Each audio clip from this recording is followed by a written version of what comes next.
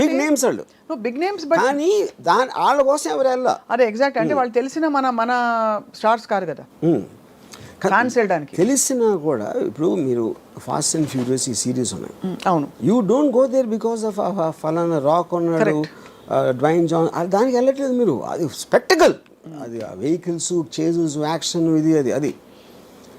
So అప్పుడు ఏంటి, మీకు తెలిసిన యాక్టర్ ఉండొచ్చు కానీ వాడి కోసం సినిమాకి వెళ్ళటం మానేశారు హాలీవుడ్లో. అది నేను చెప్పేది. You know, so true, yes. So ఇవన్నీ I honestly believe Raj Kumar లేకపోయినా కూడా ఈ సినిమా ఇంతే ఆడుతుంది. ఆ ట్రైలర్ బట్టి, దాన్ని బట్టి రాజ్ కుమార్ బదులు ఆ రేంజ్లో ఏ యాక్టర్ ఉన్నా కూడా మోరల్లెస్. అదే మీరు ప్రభాస్ ఉన్న సినిమాలో మీరు ఎవరినో పెడితే ఆడకపోవచ్చు, అది నేను చెప్పేది.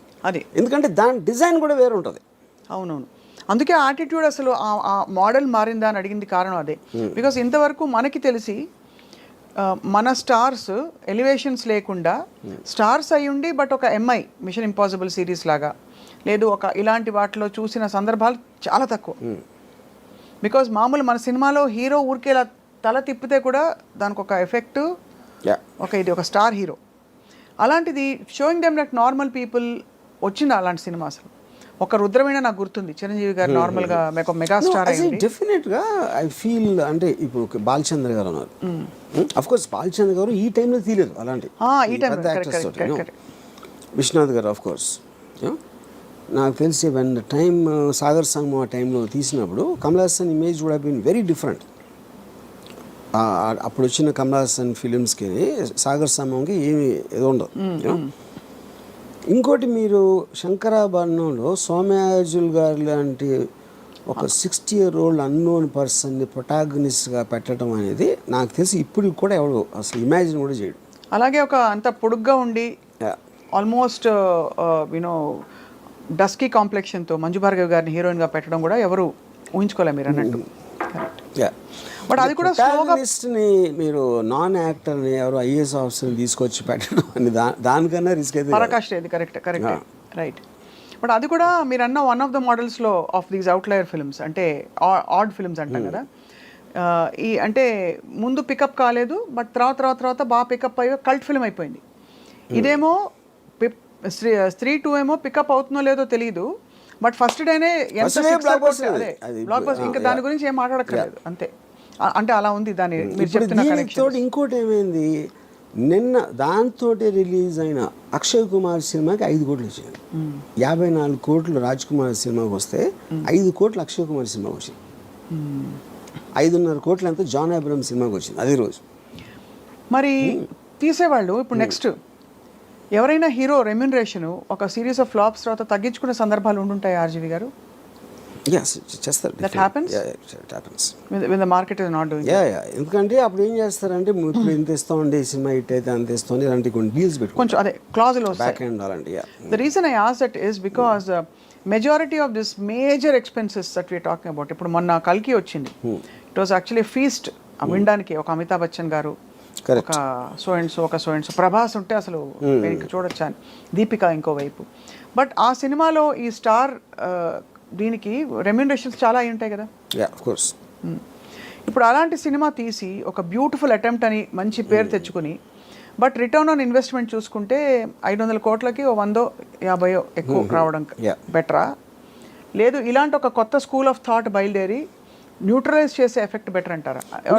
ఇక్కడ ఒక డేంజర్ ఏంటంటే, అంటే అది డేంజర్ అనొచ్చు కాదు కూడా, డేంజర్ ఏంటంటే మీకు సంవత్సరానికి 150 సినిమాల్లో రేంజ్ వైజ్గా చిన్న సినిమాలు అని చెప్పుకునే 90% ఉంటాయి, దాంట్లో 90% ఫెయిల్ అవుతాయి.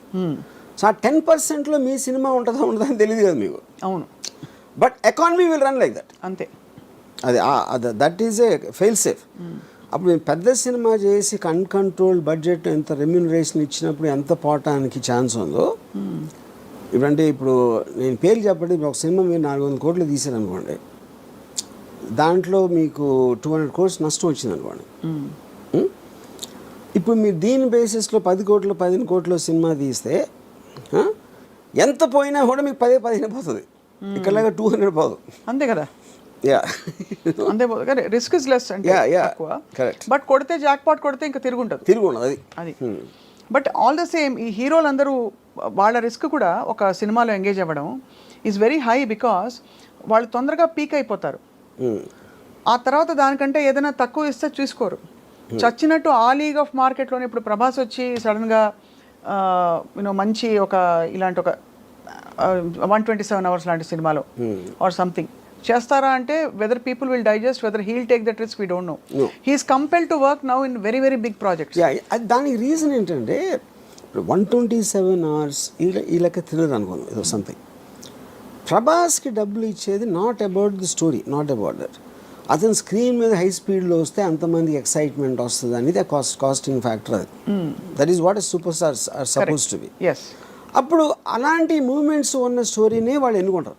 అదే వాళ్ళు వచ్చి వేరే సినిమా తీసినప్పుడు ఆమీర్ ఖాన్ ఒక్కడే చాలా తెలుగు చేస్తాడు. ఆమీర్ ఖాన్ ఏం చేస్తాడంటే ఇప్పుడు ఏంటి, ఒక సపోజ్ తను గజనీ లాంటి సినిమా తీసాడు కూడా చాలా పెద్ద హిట్ అయ్యేది. తర్వాత తను తారే జమీన్ పే తీస్తే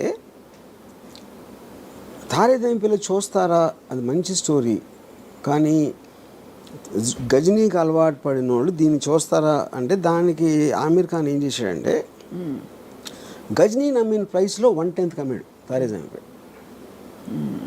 అప్పుడు ఆమీర్ ఖాన్ లాజిక్ ఏంటంటే నేను ఈ సినిమాలు కూడా చేస్తాను, కానీ ఆ ప్రైస్కి అమ్మినప్పుడు ఆ ఆడియన్స్ నేను రీచ్ అవ్వలేను. దీని ఆడియన్స్ దీనికి ఉంటారు. కరెక్ట్. యా, అప్పుడు ఏమైంది, గజనీ కాస్ట్ 40 crores అయితే ఇది 5 crores అయింది. 5 crores అయ్యేటప్పటికి ఇది కూడా 60 చేసింది. 60 crores తారే జమీన్ పే. అదే ఒక 90 చేసి ఉండొచ్చు. 60 కాకపోయినా 10 చేసినా కూడా హిట్టే కదా. అప్పుడు ఏంటి, మీరు ఎంత కాస్ట్ చేశారు, ఎంత వచ్చింది చూసి 100 మంది 1000 మంది చూసారు అనుకోండి ఆ పెద్ద సినిమా, దాంట్లో 900కి నచ్చకపోవచ్చు, కానీ వాళ్ళు చూసారు, మీరు ఆ డబ్బులు అయితే మీకు వచ్చేసినాయి. ఇప్పుడు ఇక్కడేమో 100లో 90 మందికి నచ్చినాయి. అవును, కానీ ఈ సినిమా చూసే జనం ఉన్నదే 100 మంది. నేను ఆన్లైన్ సాటిస్ఫై చేసినా కూడా నాకు హ్యాపీ. అది ఆమీర్ ఖాన్ లెక్క. ఓహో, అంతే. యా, అందుకని తను ఎక్స్ట్రీమ్లీ లో బడ్జెట్ ఇది వేస్తాడు, లేకపోతే వెరీ హై బడ్జెట్, రెండు. అప్పుడు వాటి డిజైన్ వేరే ఉంటుంది అంతే. Effectively ROI is better satisfied here, return on investment. ROI definitely. మీరు 40 crores సినిమా 90-80 చేయడానికి, 5 crores సినిమా 60 చేయడానికి ఎంత డిఫరెన్స్ ఉంది. పీకే గురించి కూడా అలాగే చెప్పారు. పీకే సినిమా రిలీజ్ అయినప్పుడు ఆమీర్ ఖాన్ ప్రొడ్యూస్డ్, దాని cost of production was much less than so many other films ఆ టైంలో వచ్చినవి ఆ లీగ్లో. సో బట్ ఇవన్నీ ఏంటంటే ఈ యాజ్ అన్ అనాలిసిస్ ఇదంతా హాలీవుడ్ స్టార్స్. ఇప్పుడు ఫర్ ఎగ్జాంపుల్ టామ్ హ్యాంక్స్ ఉన్నాడు, హీల్ డూ కాస్ట్ అవే, ఒకే యాక్టర్ మొత్తం ఐలాండ్లో ఒకడే ఉంటాడు. He'll do a very big budget of some other film. You know వాళ్ళు ఏంటంటే వాళ్ళంతా స్టూడియోస్ కంట్రోల్ చేస్తాయి, బయర్స్ ఉండవు. ఈ బయర్స్ మీడియేషన్ లెవెల్లో ప్రైసెస్ అనేది ఇదైపోతుంది. అప్పుడు PVR జానేతు జానేనా సినిమా, అదే ఒక 5 కోట్ల సినిమా, ఆమీర్ ఖాన్ మేనరుడు, ఆమీర్ ఖాన్ ప్రొడ్యూస్ చేశాడు. చాలా ఆమీర్ ఖాన్ ఏం చేశాడు, అది